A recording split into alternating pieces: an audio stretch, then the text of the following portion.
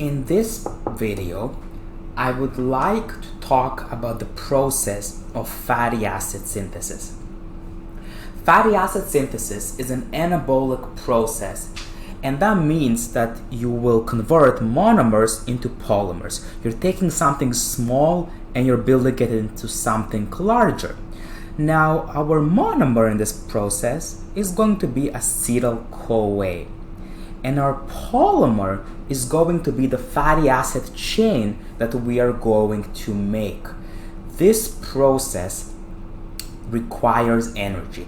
It requires energy in the form of ATP. And here is the reaction. ATP plus water giving us ADP plus phosphate, right? You need the hydrolysis of ATP for this to occur, because this is actually a non-spontaneous anabolic process. So delta G is bigger than 0. This reaction is not spontaneous. So you need to couple it with a spontaneous reaction like ATP hydrolysis, which has a delta G less than 0. So the net reaction is spontaneous, right? This has a delta G of bigger than 0, but ATP hydrolysis has a delta G less than 0. The net reaction has a delta G less than 0. So this will occur. That's why you need to couple it with ATP hydrolysis to favor this reaction to make it spontaneous. Now another thing is you need to have acetyl-CoA, which is our monomer, to make the fatty acid chain.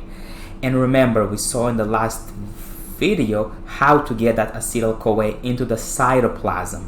Because remember, we undergo glycolysis in the cytoplasm into 2-pyruvate, and then the pyruvate goes to the mitochondria and is converted to acetyl-CoA via pyruvate dehydrogenase complex. And then that acetyl-CoA has to go back into the cytoplasm to make fatty acids. And we saw this happens via the citrate shuttle.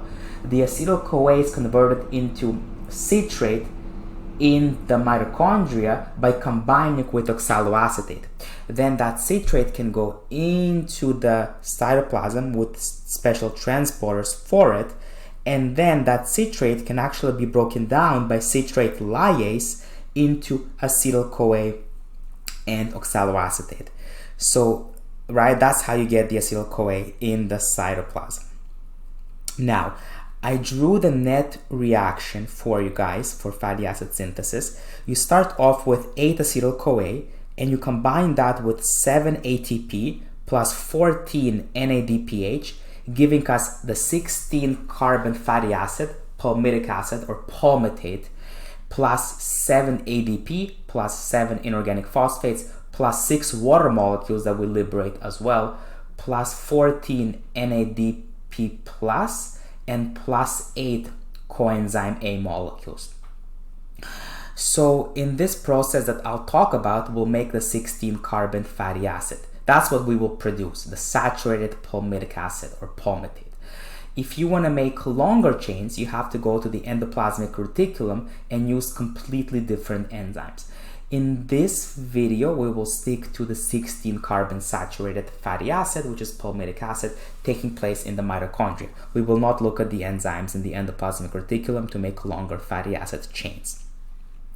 So again, this process requires 8 acetyl-CoAs, requires 7 ATP. Essentially, you need ATP to charge the acetyl-CoA every cycle, and because we have 7 cycles, you need 7 ATP, right? You need 1 ATP every time to convert the acetyl-CoA into malonyl-CoA, which we'll look later on throughout this video. But essentially, you need 7 ATP, 1 per cycle, and because there are 7 cycles, you need 7 ATP. Now you also need 2 NADPH per cycle, but because there are 7 cycles, you need 14 NADPH. And how do we make these NADPH? Well, we can make it from the pentose phosphate pathway that we saw previously in the previous video. That will give us the NADPH and the reducing power. Or you can also make it, as we saw last time, from the conversion of oxaloacetate to pyruvate.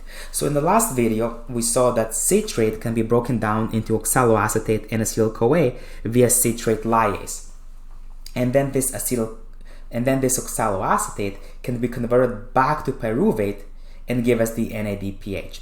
Now, technically what happens is that the oxaloacetate actually gets converted into malate first, and then the malate gets converted via malic, and then the malate gets converted into pyruvate via malic enzyme. And when malate is converted to pyruvate via malic enzyme, we get the NADPH. So those are two different ways that we can make the NADPH. Okay, and because we have 7 ATP here, we're gonna turn it into 7 ADP and 7 phosphates. And because we had 14 NADPH here, we're gonna turn it into 14 NADP plus. And because we had 8 acetyl-CoA, we're gonna liberate 8 coenzyme molecules. Okay.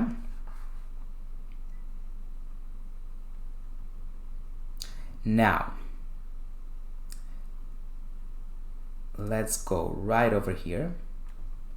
And what I'd like to do next is I'd like to talk about the charging process. So in order to charge the acetyl-CoA into malonyl-CoA, we need energy. So acetyl-CoA is important to start the process. It's a 2-carbon molecule.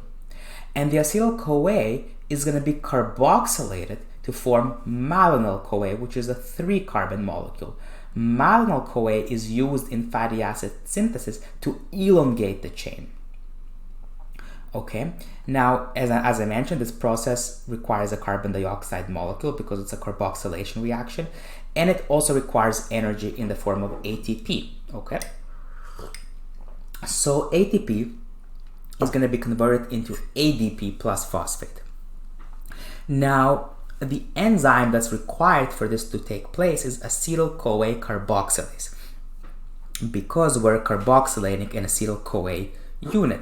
And for this process, you also need vitamin B7 or biotin. You need biotin, which is vitamin B7, for this process to work. So again, what we have here is we have acetyl-CoA going into malonyl-CoA right over here. Oops. Okay, now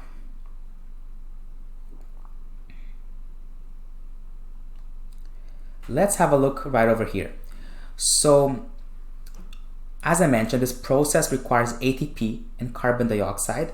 You need the enzyme acetyl-CoA carboxylase, and then you need B7 to work. Now, what actually takes place is this malonyl-CoA is needed to elongate the chain and form our eventual 16-carbon palmitic acid, which is a fully saturated fatty acid.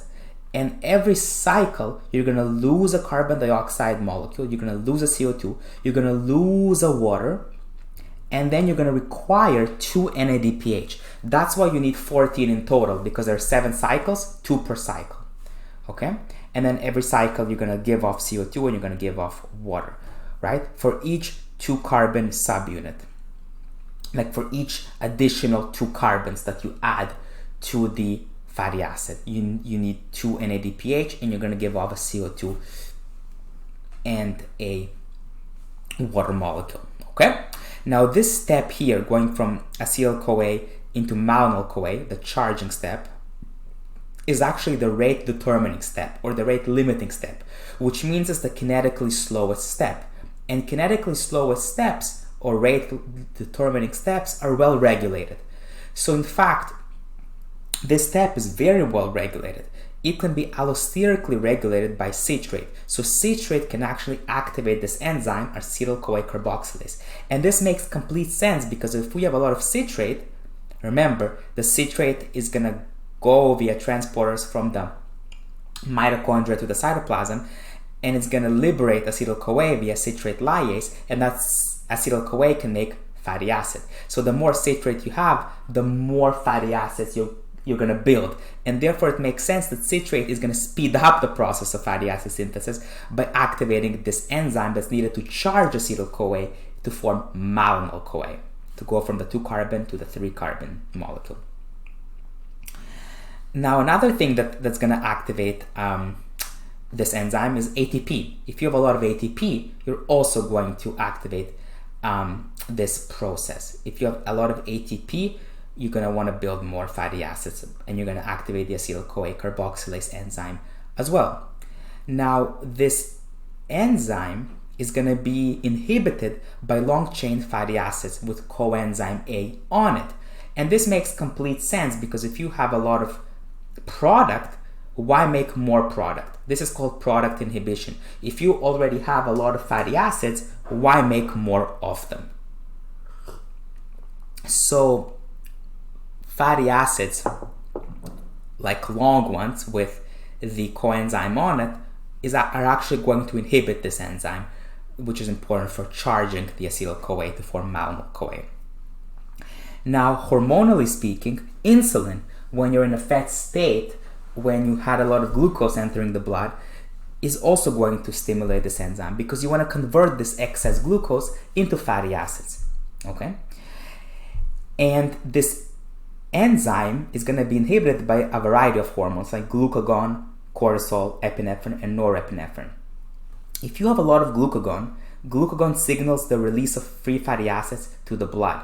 So glucagon is going to tell the adipose tissue, which store the triglycerides, right? They store the fatty acids in triglycerides to liberate them and release these free fatty acids into the blood. So glucagon is essentially part of a catabolic state, a catabolic process, whereas making fatty acids is an anabolic process. So if you have a lot of glucagon, you're going to inhibit this enzyme, because you don't want to make fatty acids. Whereas insulin stimulates an anabolic process. It's an anabolic hormone, right? Whereas glucagon is a catabolic hormone.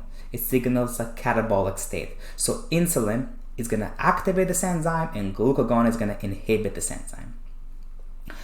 Another thing to point out here is this enzyme is actually in a state of a dimer. Now, when it's in a dimer, it's inactive.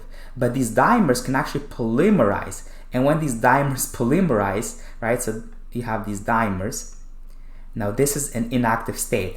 But when these dimers come together, this enzyme becomes active. The acetyl-CoA carboxylase becomes active. And the citrate, stimulates, of course, this polymerization step, whereas the or insulin, for example, would also stimulate this dimer polymerization step, whereas glucagon, epinephrine, and norepinephrine, for example, will inhibit, and they will cause the enzyme to remain in the inactive dimer form. Okay?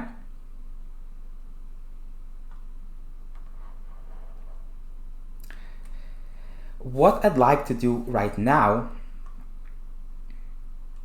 is I'd like to talk about how we can actually make this fatty acid, okay? Because that's really, really important. So let's talk about this right now. So in order to make the fatty acid chain, we need to charge the acetyl-CoA into malonyl-CoA. And I want to point out, fatty acid synthesis is an aerobic process. It absolutely requires oxygen, because in order for you to bring the pyruvate into the mitochondria and then convert that into acetyl-CoA via pyruvate dehydrogenase complex, this won't happen without oxygen. So fatty acid synthesis absolutely requires oxygen. It's an aerobic process. Okay? Now, as I mentioned, every time we go from malonyl-CoA to palmitic acid, every step along the way, we need 2 NADPH, that's the reducing power, and we give off a CO2 and we give off a water. We're going to look at it right now.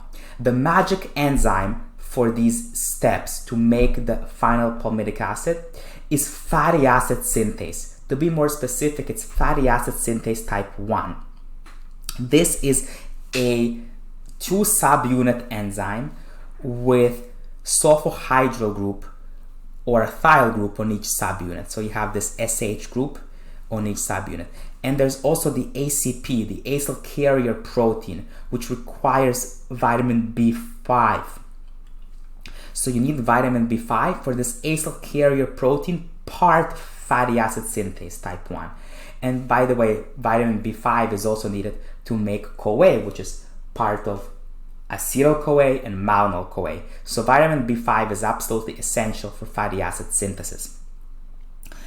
So here is the fatty acid synthase enzyme, and you have this SH group on one subunit, and by the way, the sulfur comes from the cysteine amino acid residue, and the other subunit has this acyl carrier protein that's also bound to the sulfhydryl group. Okay, so here I drew my schematic of this enzyme. Now the first step to making fatty acids is you need to actually attach these acetyl and malonyl groups to the sulfurs on the enzyme. So as you can see here, we're gonna attach this acetyl group of acetyl-CoA and the malonyl group of malonyl-CoA onto this fatty acid synthase enzyme. So the acyl group is gonna bind to the sulfhydryl group on one subunit, and the malonyl portion of malonyl-CoA is gonna bind to the sulfur of the sulfhydryl group that's actually attached to the ACP of the other subunit. So this is actually 3 steps in one. So let me explain you what I mean. Honestly, if I were to do this in 3 different steps, I wouldn't have enough space and this video would be way too long. So let me explain you guys what I mean. First of all, what's gonna happen? The acyl portion of acetyl-CoA is actually first going to stick to the ACP portion via the enzyme acetyl transacylase. So the acetyl transacylase is going to take the acetyl portion of acetyl-CoA and stick it onto the ACP. Then another enzyme, acyl transacylase, is going to transfer that from the sulfur on the ACP to the other subunit, right? To the sulfhydryl group of the other subunit. So this is what you get right here. You have the acetyl group of the acetyl-CoA bounding to the sulfhydryl group. So you transfer it from the ACP to the sulfhydryl group of the other subunit. Okay? So that's the important part. First of all, it's going to start off with the acyl group of acetyl-CoA binding to the sulfur atom that's bound to the ACP, but then it's going to move to the sulfhydryl group of the other subunit. So for that, you need these 2 enzymes here, the acetyl and the acyl transacylase. Then malonyl transacylase, the other enzyme, is going to bring in the malonyl group from the malonyl-CoA and stick it to the ACP, okay, to the sulfhydryl group that's bound to the ACP. And in this process, you lose 2 CoAs, right? Essentially, you lose 1 coenzyme A when you bring in the acyl group of acetyl-CoA, right, into the enzyme, right? It first is actually going to bind into the sulfur bound to the ACP, and when it does that, it's going to give off the coenzyme A, and then it's going to transfer to the other subunit, to the sulfhydryl group of the other subunit. And then when the malonyl group of malonyl-CoA comes in, bound to the sulfhydryl group next to the ACP, that's going to give off the other coenzyme A. So you lose 2 coenzyme A's in this process, okay? So again, you need these 3 enzymes to convert, to attach the acetyl-CoA or the acetyl group and the malonyl group onto the sulfurs of the enzyme. I hope that made sense. So I wrote that right here. Okay. The next thing that's gonna happen is the CO2 that's present in the malonyl group right here is actually going to be plucked off. Okay, so the CO2 is going to be plucked off. And what's going to happen here is this is known as a decarboxylation reaction, and you're actually going to condense it via another enzyme. So again, what's going to happen here? This carbon dioxide from the malonyl group is actually going to be plucked off. It leaves off via decarboxylation, and then these two carbons on the ACP are going to combine with the acyl group that's bound to the sulfhydryl group, and it's going to free up this sulfhydryl space. So now this sulfhydryl group on this subunit is going to be empty, and the other sulfhydryl group that's bound to the ACP is going to have 4 carbons attached to it. These 2 carbons from the malonyl group of the malonyl-CoA, and the other 2 from the acetyl group of the acetyl-CoA. So you're going to have 4 carbons bound to the ACP. So you start off with this 4-carbon chain. So I hope this makes sense, of course. And now we're going to look at some other steps that are required in this first cycle, and then we're going to further elongate it. So let's move on here.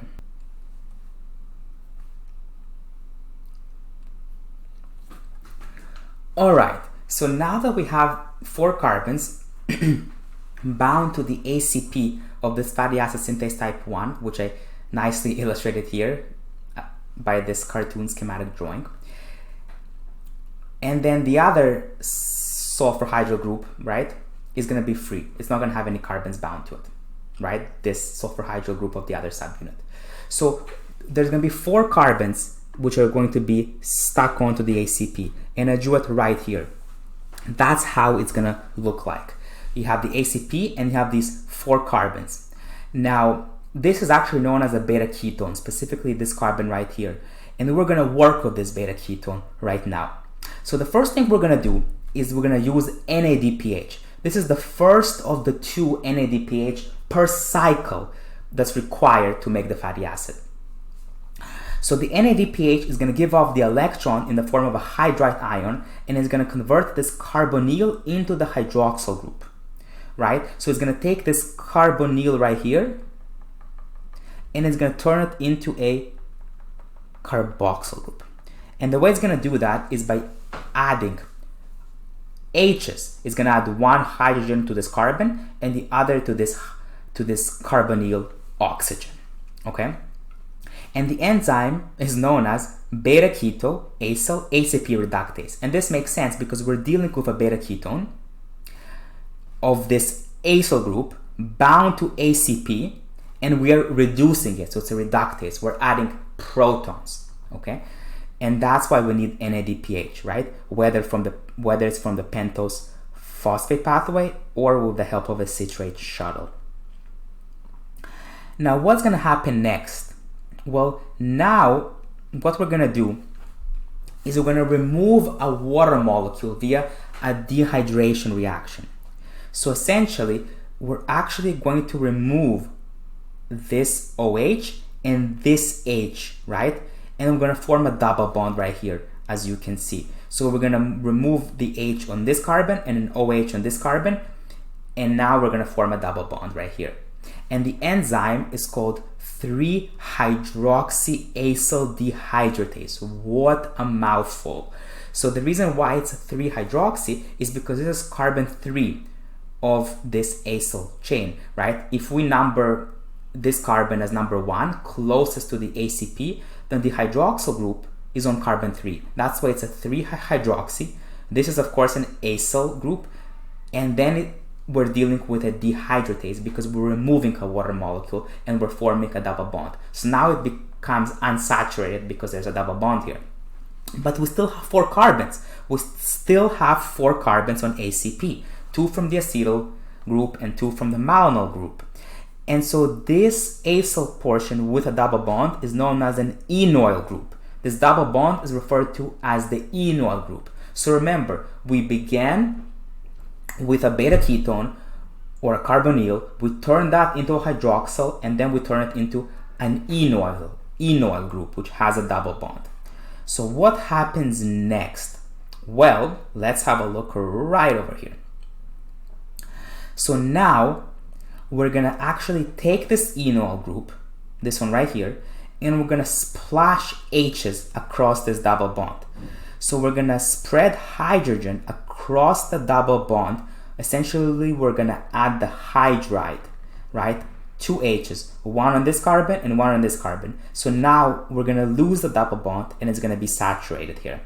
And for that, we need another NADPH. So this is the second NADPH per cycle of fatty acid synthesis. And again, the enzyme is enoyl ACP reductase. Again, because we're dealing with an enoyl structure with a double bond, bound to ACP, and reductase because we're using NADPH to add H across the double bond. We're adding one H to this carbon and one H to this carbon. So this is what we get right over here. We now get this saturated acyl group. So now we have acyl group with no double bond on over here, right? So we still have 4 carbons, but it's just that now it's saturated. Okay, so this is really, really important to understand. We still have 4 carbons, but now it's saturated. What's gonna happen next is very, very interesting. So now, once we have this saturated acyl portion, we can actually use an enzyme known as acyl transacylase, and what we're going to do is we're going to shift this saturated acyl group from the ACP to the other sulfhydryl subunit. Okay, so we're going to transfer it, and now these 4 carbons are going to be bound to the cysteine, right, the sulfhydryl group of the other subunit. And then what we're going to do is we're going to elongate the chain by adding a malonyl CoA to the ACP. So we add these 3 carbons to the ACP, but as you know, one of those carbons is going to be plucked off, right? And it's going to be released as CO2. So again, we're adding 3 carbons, malonyl CoA, to the ACP, and then we're repeating the process. The enzyme needed to add this malonyl group to the ACP is malonyl transacylase, and we saw that before already. And then we just keep adding 2 carbons and we lose a carbon dioxide. So in this case, what we have is we lose this CO2, we lose this carbon as CO2, and then these 2 are gonna stick to these 2 from the malonyl CoA are gonna attach to the chain from the previous round. So what we end up getting is these 2 initial, so what we end up getting is these 2 new carbons bound to the 4 from the previous chain, 4 initial carbons. Okay, so again, these 2 carbons are going to stick to these 4 carbons right here, and again, this other subunit will be empty now, as you can see over here. So now we added 2 more carbons, and then remember, we have a beta ketone group here. So then we need to convert it into a we need to convert this carbonyl beta ketone group into a hydroxyl group with NADPH. Then we convert that hydroxyl group into an enoyl group with a dehydratase to remove the water. And then we have to again use another NADPH to further reduce it and convert that enoyl group into a saturated acyl group. So remember, we condense it, we reduce it, we dehydrate it, and we reduce it again. So that's what we need. We need 2 NADPH per cycle.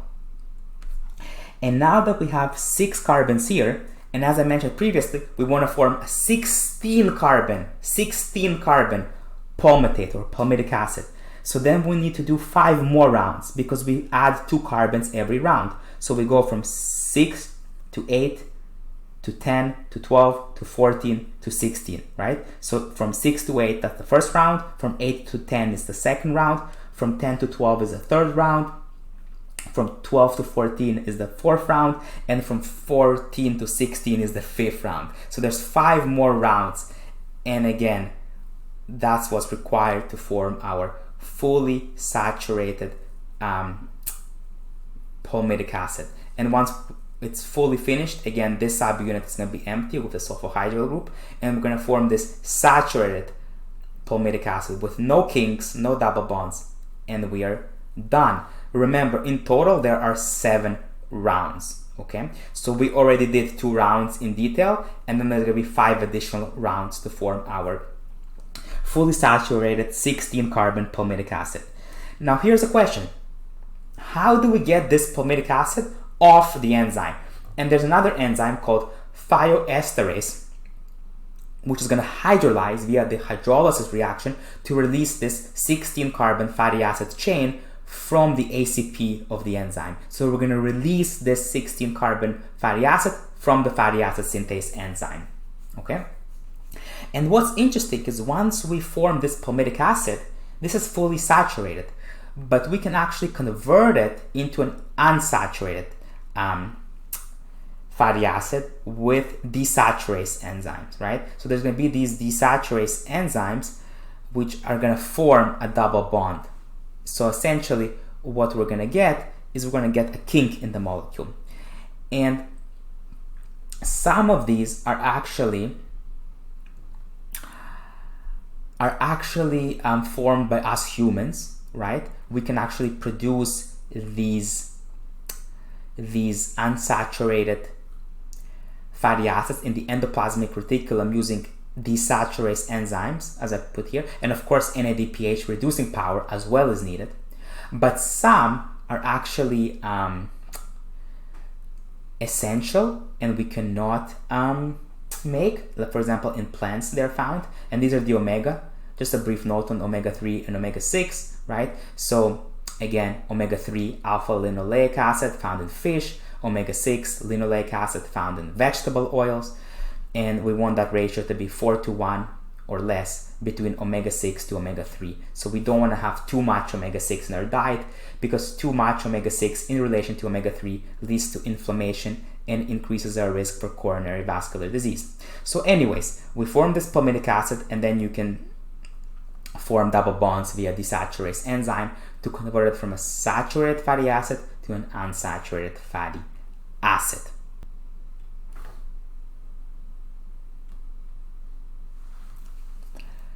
Now, the last thing I wanted to point out is that there's a key regulatory step in this process. Malonyl-CoA actually inhibits carnitine transporters, such as the carnitine palmityl transferases. So malonyl-CoA inhibits these carnitine transporters, these carnitine palmityl transferases, right? So when we make this palmitic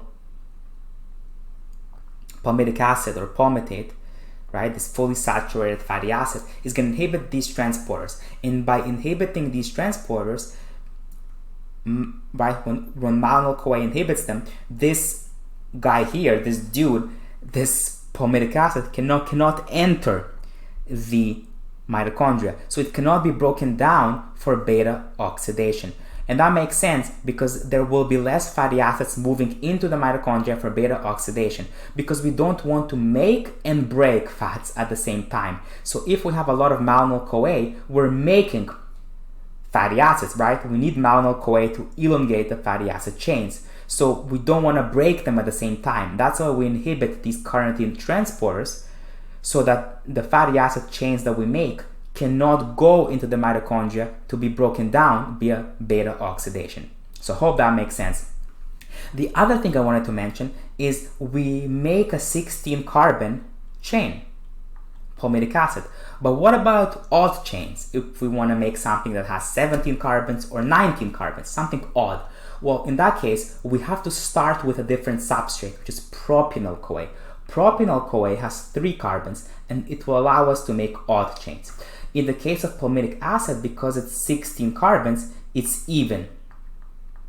So we have to start with acetyl-CoA, with the 2-carbon acetyl-CoA. Okay, that's the other important thing that I wanted to mention. Okay, and the last thing is, remember what vitamins were required. We needed B7 to create malonyl CoA. We needed B5, which was part of coenzyme A, which is really important in acetyl CoA and malonyl CoA. And then B5 was also needed because it makes up the acyl carrier protein ACP, which is part of one of the subunits of the fatty acid synthase type 1 enzymes. And then we also needed the NADPH for reduction. And B3 is what's important for the NADPH, right? Because NADPH comes from vitamin B3. And that's really important for the reduction steps. Remember, we needed 2 NADPH for each cycle. So in short, we needed 14 NADPH to convert these 8 acetyl-CoA into the 16 carbon palmitic acid. So this NADPH reducing power that we get from the pentose phosphate pathway, and where the citrate charl played a role, well, that NADPH comes from vitamin B3. So B3 is also absolutely essential for fatty acid synthesis.